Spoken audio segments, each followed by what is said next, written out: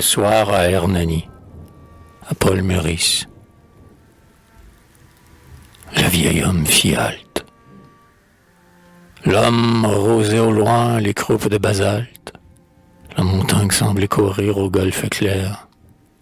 Pour mêler ses moutons aux moutons de la mer, la fougère était morte et l'herbe tremblait toute.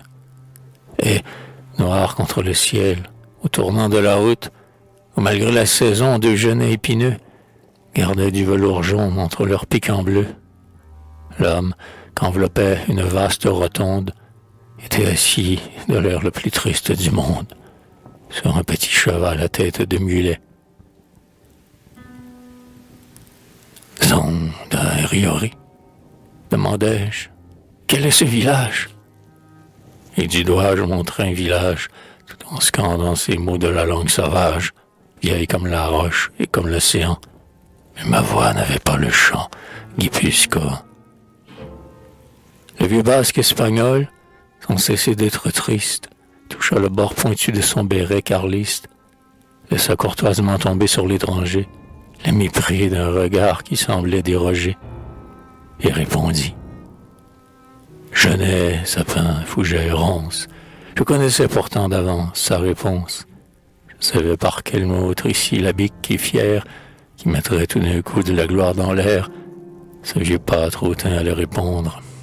Puisque, par ces chemins d'Espagne, la grâce morisque, et dans le geste obscur d'un porteur de fagot, j'arrivais tout exprès pour l'entendre, ce mot. Puisqu'il avait, lui seul, rythmé ma marche, et certes, je ne l'ignorais pas, petite route verte, le nom du cher village assis sur tes bords frais. Ce n'était qu'un pieux frisson que je m'offrais, me faire, en ce lieu, par cet homme, à cette heure, dire ce nom qui de tant d'elle vous effleure. L'enthousiasme était dans mon âme. J'avais besoin d'entendre là ce nom que je savais, et ce nom que pourtant j'étais si sûr d'entendre, je l'attendais. J'étais tout pâle de l'attendre, et j'eus froid dans le dos et les larmes aux yeux, lorsque, rendu plus grand par l'accent de ce vieux, et par la majesté du val crépusculaire, alors je ne sais quoi de farouche sur l'air, qui vibra comme vibre un fer de maquila, avec sur l'aile beaucoup de langueur et sur là, cette sonorité gutturale et chantante, qui prolonge, élargit et solennise et lente, balance une voyelle ainsi qu'un encensoir. Le nom d'Hernani roula dans l'or du soir. Hernani. Hernani. Pâtre du Pays basque, quand le silence emplit le val comme une vasque, tu l'entends se rider au loin du moindre bruit. Et tu peux, quand parfois tu jettes dans la nuit, le long ricanement de ton vieux cri de guerre, suivre, comme un enfant suit jusqu'au bout sa pierre, ton cri jusqu'aux derniers ricochets musicaux, de ses échos et des échos de ses échos. Mais tu ne peux pas suivre un nom qui se prolonge dans tous les contreforts des montagnes du songe, qui fait chanter tous les sommets roses qu'en nous ont laissé les premiers enthousiasmes fous. Et tu ne peux savoir qu'au lointain de mon âme, ce nom vient d'éveiller, en innombrables gammes, plus d'écho que jamais tu n'en déterminas. Quand tu poussais, le soir, tes longs Iranzina. Hernani, je frissonne. Oh, comme il a ce rustre, dit ce nom sans savoir que ce nom est illustre. La victoire par lui n'habite pas ce nom. Est-ce que les beaux vers font pousser l'herbe? Non. Et le soc en ouvrant la terre qu'il défriche ne peut faire jaillir un tronçon des mystiches. Ce nom n'est que le nom d'un pur triomphe d'art. Il n'est brodé que sur l'invisible étendard, et rien pour ce passant grossier ne le consacre. Ah, si c'était le nom de quelque grand massacre, si ce basque, en piochant, faisait sous son sabot, rouler parfois, énorme et sinistre grelot, une tête de mort au large dans un casque, qui le fait sonner en y tournant, ce basque, prononcerait ce nom avec respect, tout bas. Car on est fier d'un chant où le dieu des combats vint faucher avant nous au son joyeux des fifres, sur lequel deux rois ont entrelacé leurs chiffres, tracés en ossements d'hommes et de chevaux. Et Wagram sait qu'il est Wagram, et Roncevaux sait qu'il est Roncevaux. Cannes sait qu'elle est Cannes. Mais laissant se remplir de fleurs ses barbacanes et s'étend au soleil sur la route endormie. Et Hernani n'a pas su qu'il était Hernani. Le paysan, toujours immobile, s'étonne. Sa gravité, devant mon trouble, l'abandonne. Il regarde ce fou qui tremble et s'attendrit. Quand on lui dit le nom d'un village, il sourit de tous les petits plis de son visage glabre, puis, se renveloppant de tristesse cantabre, droit sur sa bique blanche au vieux ventre jauni, disparaît au tournant du chemin. Hernani.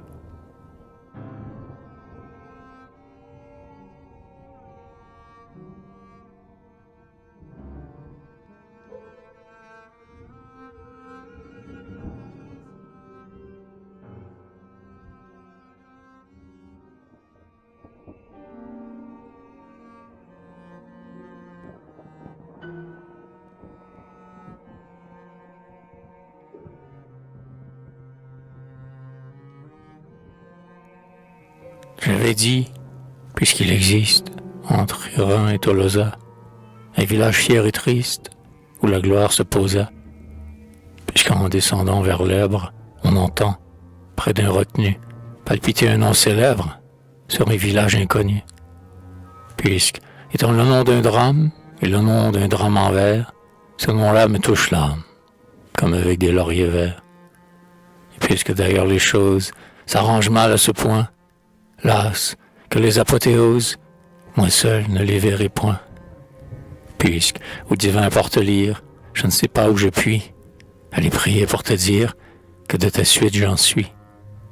Puisque je n'irai pas boire, dans l'humble creux de ma main, à ces fontaines de gloire qu'on fera couler demain.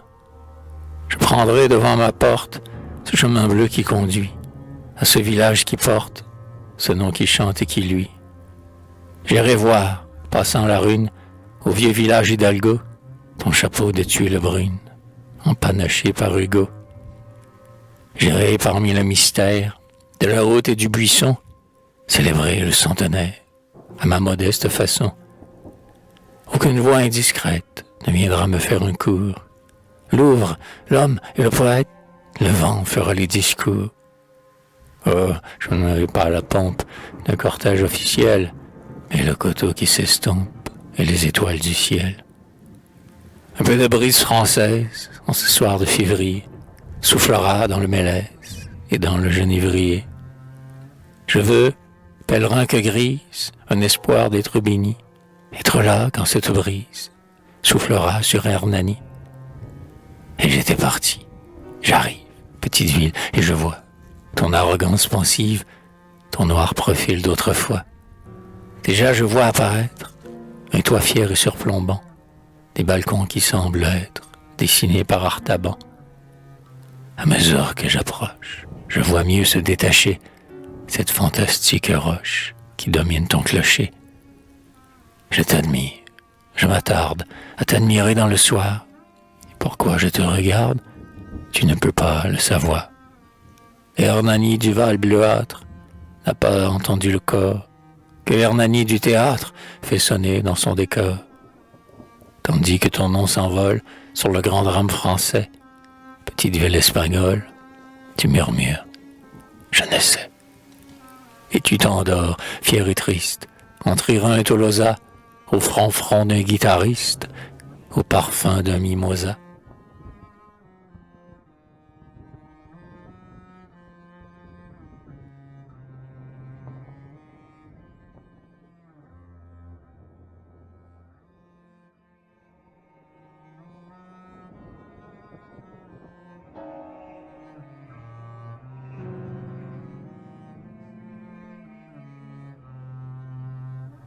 Ouais, c'était bien ici qu'il fallait que je vinsse, car la roue en bois plein, toujours, dans l'ombre, grince. Et tout est demeuré, chose des paysans, comme lorsqu'il passait et qu'il avait 10 ans. Mais mon émotion, tout d'un coup, s'est accrue. Je n'ose pas entrer dans la fameuse rue. Au seuil de Hernani, j'hésite avec amour, et j'en fais tout d'abord avec respect le tour. Traverse un étrange et vaste jeu de paume, où travaille à 7 heures un vieux cordier fantôme, qui dévide et recule et chante. Un montagnard passe. Il est sans cuirasse. Il n'a pas de poignard. Mais rien qu'à la façon dont il marche dans l'herbe, je le reconnais bien, le jeune amant héberbe. C'est lui-même. Et la nuit tu dois, ô Dona-Sol, lorsque de ton balcon il tombe sur le sol, sans bruit parce qu'il a ses bonnes alpargates, dire pour ce bandit ton chapelet d'agate.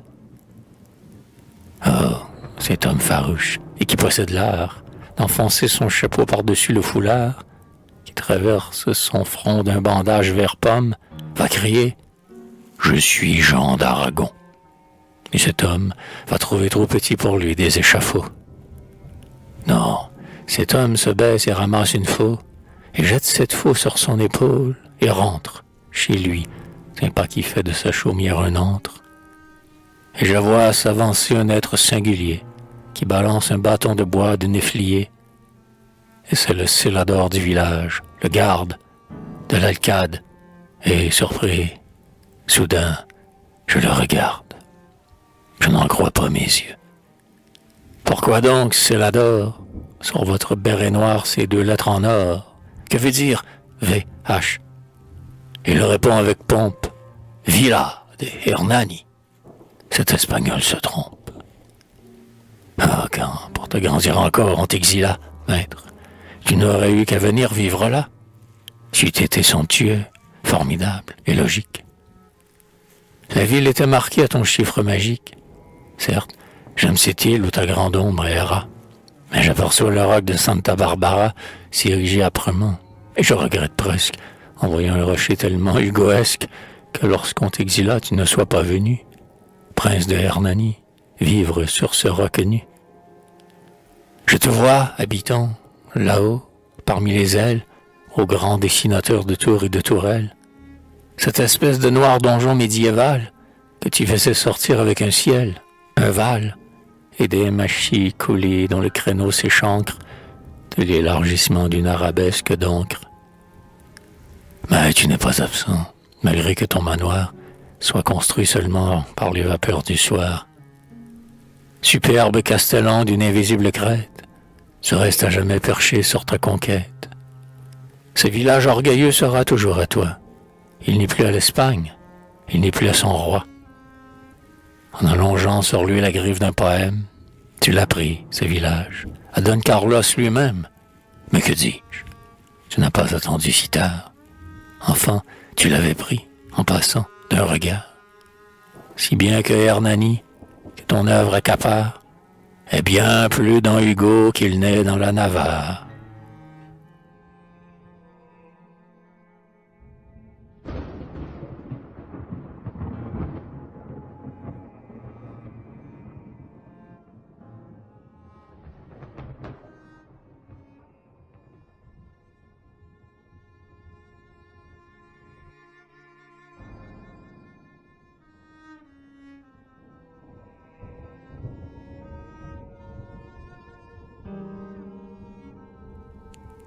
Je tâche de revoir l'enfant mystérieux, voyageant en Espagne, et je ferme les yeux, et je marche à travers la bruyère sauvage, et je rêve, en marchant, les détails du voyage. Oh, joie! Avoir 10 ans, être fils d'un vainqueur, savoir déjà beaucoup de Virgile par cœur, garder, n'ayant jamais été mis au collège, autour de l'âme, encore, c'est duvet qui l'allège. Parce que d'honneur et de gloire couvert, le général Joseph Léopold Sigisbert, dont le père est un humble artisan de province, veut voir jouer ses fils dans le palais d'un prince. Et qu'entre deux combats, ce héros s'attendrit, se trouvait brusquement en route pour Madrid, et le front bourdonnant encore d'un bruit de bronze, comme si l'on avait rêvé 1811. Paris et les portraits de Napoléon II se réveillaient courant des chemins hasardeux, où parfois, sur le bord d'un gouffre, au clair de lune, on rencontre un courrier qui vient de Pampelune. Je rêve les détails du voyage, correct, cambré contre le fond capitonné d'Utrecht, pour que sa renégote à Brandebourg l'épouse, et pour qu'elle rabatte à 1812 sur son buste bombé les épaulettes d'or, ou pour cacher qu'au fond du carrosse il s'endort. l'aide de camp marquis du Saillant accompagne la générale Hugo qui se rend en Espagne. La générale Hugo n'est pas contente. Elle a horreur du vieux coucou que l'on rafistola et qui penche, guimbarde aux formes fantomales, sous des gibbosités de meubles et de malles. Cet objet à la fois gothique et pompadour, chaise de poste ensemble et carrosse de cour, qui sur de grands ressorts en gondole s'agence, par son cabriolet tient de la diligence, et, par son grincement, du char à bœufs, des bœufs viennent d'ailleurs aider dans les chemins bourbeux, les 6000 hors d'âge et teintes inabulantes, auxquelles un gaillard prend les trouver lentes, crie, en fouettant leur dos écorché jusqu'à l'os, toutes sortes de mots qui finissent en dios. Les 3 petits Hugo, d'humeur moins difficile, se sont accommodés de ce luxe fossile. Les 2 grands pouffés de rire en contemplant le ventre vert et or de ce monstre roulant, dont l'ombre sur la route est apocalyptique, et grave, ayant déjà sa petite esthétique. Le plus petit des 3 ne l'a pas trouvé laid. Ils montent tous les 3 dans le cabriolet. Ils tirent les rideaux sur les anneaux de cuivre, changent de place. Ils sont heureux. Tout les enivre. Car les petits-enfants sont de grands voyageurs, et les endroits quittés ne gardent pas leur cœur. Ils sont heureux. Ils ont des choses dans leur poche. Ils ouvrent tout le temps, ils feraient des sacoches, dans lesquelles Dieu seul sait tout ce qu'ils ont mis. On entend s'envoler parfois de tendres cris, vers ce cabriolet qui fait un bruit de cage, et la carrosse roule. Eugène, soyez sage, surtout surveille bien ton petit frère Abel, et l'on voit s'empourprer le mont Jaïskibel. Ils font tout ce chemin que je viens de refaire. Je les vois, je peux dire, ils sont aux croix de pierre. Ils longent le vieux mur de granit. Il y a maintenant sur ce mur un grand magnolia. Je peux dire, ils vont être au château d'Urtibi, dans l'armure d'ardoise et sans cesse fourbie par quelque brusque averse au flot diluvien. Ils y sont. Ils le voient, comme un archer qui vient de laver à grande eau les mailles de sa brugne, se sécher au soleil sur la route du Rugne. Ils sont au pont. Ils sont. Je rêve les détails du voyage. Je sais devant quel vieux portail ils se sont arrêtés dans un certain village. Ils roulent. Maintenant le bizarre attelage a rejoint, près d'Iran, le convoi du trésor. Un beau général-duc, tout étincelant d'or, prend le commandement de cette cavalcade qui doit faire briller les yeux de l'embuscade. C'est parmi des plumets que l'on ressort d'Iran. D'alerte, des éclaireurs galopent un par un pour voir si dans les rocs rien ne se dissimule. Clic, clac, les jolis fers de la première mule ont frappé d'un sonore et quadruple oméga la route d'Oyarzun et d'Astigaraga. La bergère s'enfuit, le troupeau s'effare. Les Andalous vont lamble au son de la fanfare. Quoi? Pour Victor Hugo, des trompettes? Déjà? Non, mais pour le trésor. Ce trésor protégea le petit voyageur pour qui tremble la muse. Il est de ces hasards bienheureux. Dieu s'amuse. 2000 hommes à pied, 1000 hommes à cheval, et l'on serre les rangs, et dans l'ombre du Val, la Providence. Car toujours la Providence, lorsqu'on est un génie est dans la confidence. Souris de ce trésor qui n'est qu'un prête-nom, et 3000 soldats renforcés de canons, gardent, croyant garder un coffre plein de piastres, un merveilleux enfant dont l'âme est pleine de dastres. Je rêve les détails du voyage. Un convoi, fait exprès, semble-t-il, pour l'enfant qui le voit. Chaîne héroïque, comique, espagnole et française, et dont chaque chaînon est fait d'une antithèse. On voyage en Espagne, on est gardé par des grenadiers, ce sont des grenadiers hollandais. Napoléon, qui pense à tout malgré la guerre, envoie un personnel tout neuf au roi son frère, de sorte qu'on peut voir un quadrille dansant d'auditeurs au Conseil d'État sur des purs sangs. Le trésor est suivi de 300 véhicules, remplis de voyageurs charmants ou ridicules. Élégance ou parfois la loque flamboyant, on dirait d'un bois-lit retouché par Goya. Les jeunes colonels musqués sans moustache découvrent des minois dans le fond des pataches. La main tremble, l'œil rit, la fleur tombe. Est-ce beau? Criant Salinas, chantant à Pancorbeau, tantôt pris de fou rire et tantôt de panique, sous cet immense ciel bleu, ce cortège unique, roulant, trottant, sifflant, luisant, flambant, piaffant, et parmi ce cortège unique, cet enfant. Cet enfant portant lui deux provinces de France, et sa Bretagne rêve, et sa Lorraine pense, et c'est en même temps un petit Parisien qui ne perd pas la tête et qui regarde bien, qu'il regarde. Voici Hernani.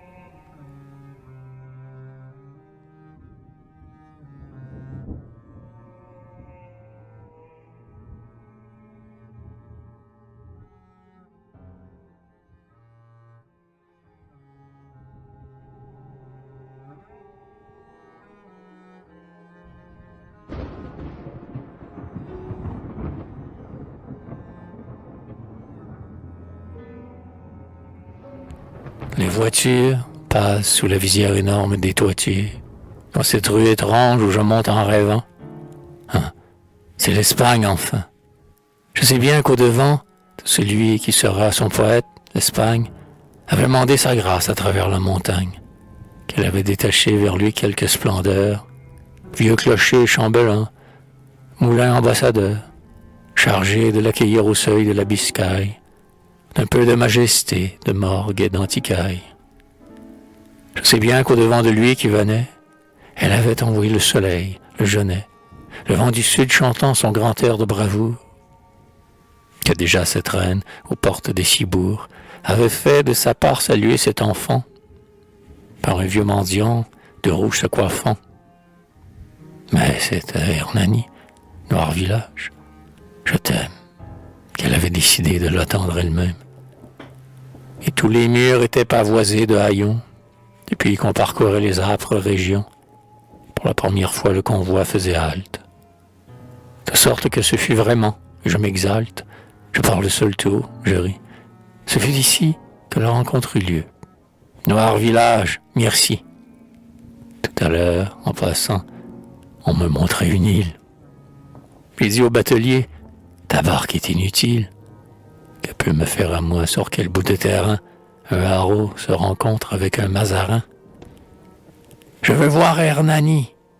C'est là qu'entre les poutres d'une rue où l'on boit le sombre vin des outres, sous une longue bande étroite d'indigo, se rencontra l'Espagne avec Victor Hugo. Je suis un pèlerin. Je viens pour qu'on me montre le véritable endroit de la grande rencontre, et non pas je ne sais quelle île des faisans. Le siècle, cette année, a de nouveau 2 ans. Oh, rapide frisson des âmes enfantines, aussitôt qu'il le vu, l'enfant des feuillantines, l'orgueil silencieux qui ronge ses maisons, et leur sort sur la face en énorme blason. Ces fers forgés, ces bois sculptés, ces hommes pâles, qui sur de pauvres seuils se drapent dans les châles, les caprices pointus de ce pavé grimpant, sous le balcon qui bombe et la loque qui pend, aussitôt qu'il eut vu ce clocher à grillage, où les cloches ont l'air d'oiseaux de bronze en cage. Aussitôt que, passant la poterne, il eut vu les longs veloutements de ce vallon perdu, ces chênes bataillés d'une façon si drôle qu'ils ont la grosse tête à perruque du saule. Ces fermes rabattant sur leurs murs des volets, d'où le piment retombe en double chapelet, ces gazons toujours quelques poulains se vautrent, ces toits dont un côté descend plus bas que l'autre. Aussitôt qu'il eut vu marcher dans les sentiers des joueurs de pelote et des contrebandiers, sous les arbres trapus tout entircés de lierre, rire des muletiers avec des sandalières, des filles aux pieds nus, de leurs orteils vibrants, caresser à rebrousse écume les torrents, des prêtres bruns mêlés des ombres de soutanes, au tronc décortiqué et pâle des platanes. Des mules 3 par 3 traînaient ces grands berceaux, dont la toile au soleil tremble sur 2 arceaux. La broussaille dressait son piège qui chuchote, les moulins avoir l'air d'attendre Don Quichotte. Et les maïs bougeaient leurs barbes et leurs plumets, et les feux s'allumaient soudain sur les sommets, et le linge séché à travers les campagnes. Il fut plus espagnol que toutes les Espagnes. Il a reçu le coup de soleil, c'est fini. Quand sa mère aura peur, plus loin que Hernani, il rira. Les buissons s'embusquent la haine, elle le connaît trop, la maman vendéenne. Elle dit à son fils, « Rentrez la tête un peu. » Mais une vitre éclate, on vient de faire feu. « C'est gentil, l'ennemi qui m'envoie une bille, » dit l'enfant. Car ce brave aux longs cheveux de fille est déjà tellement du pays où l'on est qu'il a mis du panache à son petit bonnet.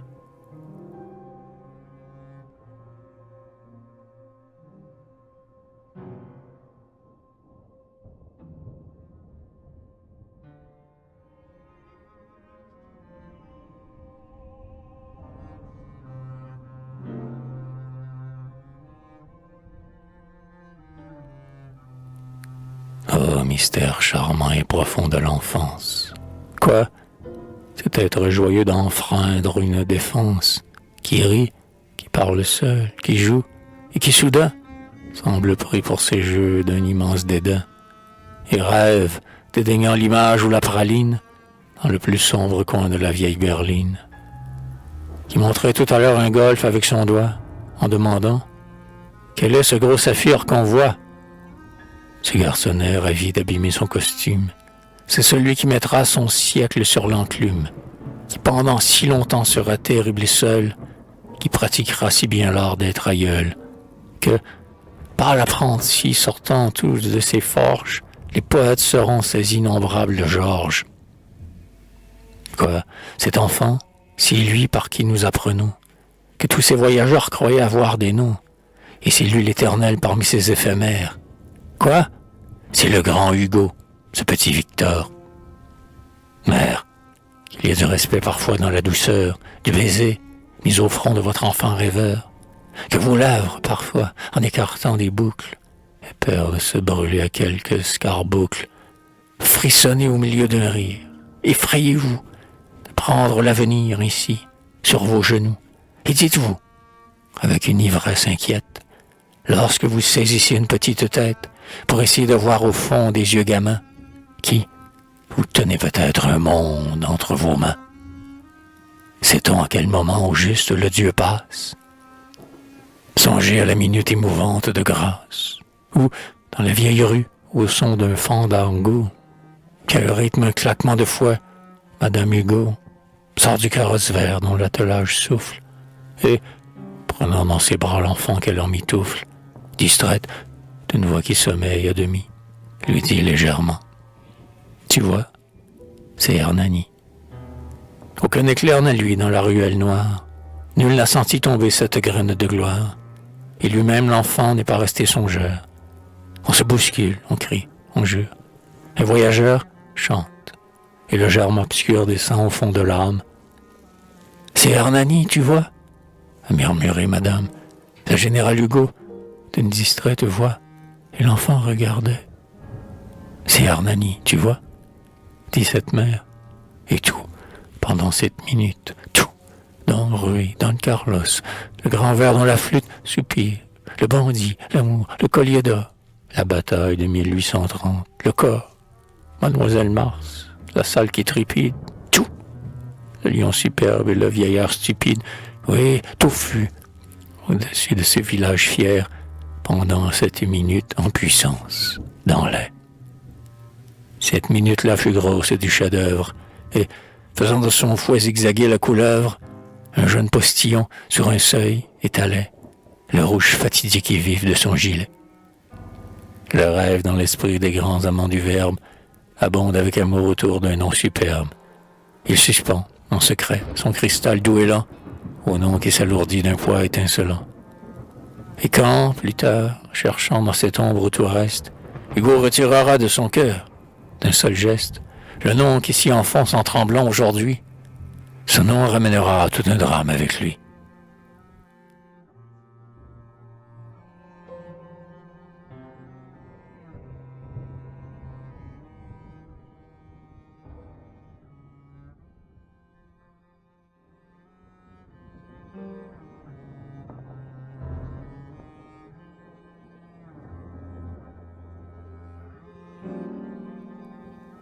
Mais la nuit m'a surpris près d'un portail de pierre.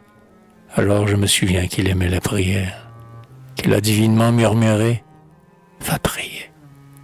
Je songe que le soir du 26 février, Hernani, ton église est bien selon mon âme, puisque je ne peux pas aller à Notre-Dame. Et je laisse la vieille en noir qui tient les clés m'ouvrir. Saint-Sébastien, les cheveux bouclés. Le large autel doré, lui, de toutes ses forces. Et l'on voit des raisins sur les colonnes torses. Cette église serait sûrement de son goût. Et comme dans son œuvre énorme on trouve tout, j'y prends quelques beaux vers comme on choisit des cierges, et je les fais brûler doucement. Et les vierges, front des cieux entrevus à travers des carreaux, sont celles justement qu'invoquent ces héros. Et je t'ai demandé, petit roi de Galice, comment il faut prier pour que Dieu s'attendrisse. Je sors tout ému sous le ciel toujours beau, et je marche en disant « Maître, génie, Hugo ». Souris, père d'un siècle, aux humbles fils d'une heure, si quelque chose en nous de ce grand jour demeure, donne-nous le courage et donne-nous la foi qu'il nous faut pour oser travailler avec toi. Et les mots se pressaient sans ordre sur ma lèvre, car depuis le matin je cultivais ma fièvre.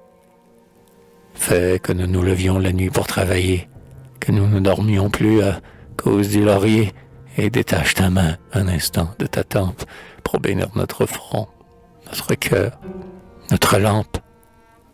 Des paysans passaient. Persuade-nous bien que le travail est tout, que nous ne sommes rien. Un chant montait de ceux que plusieurs voix reprennent. Et dis-nous de chanter pour que tous nous comprennent. Ainsi parlait la voix de mon âme à genoux. Le soir d'Espagne était merveilleusement doux. Mais il fallait partir, car l'ombre enveloppante venait. Je reprenais la vieille rue en pente, qui serre tellement le ciel entre ses toits, que l'on ne voit jamais qu'une étoile à la fois. Je murmurais, faut-il qu'un pareil jour s'achève? Je sortais de Hugo comme l'on sort d'un rêve, et j'ai redescendu la rue. Et lorsque j'ai passé sous le dernier balcon du fer forgé, un homme, d'une voix orgueilleuse et bourrue, m'a dit « Seigneur, c'est là, dans cette vieille rue, que naquit Urbuta, le brave à qui le roi François Ier rendit son épée. » Alors, moi, j'ai dit « C'est là qu'est né, dans cette rue ancienne, le drame auquel le Cid pourrait rendre la sienne. »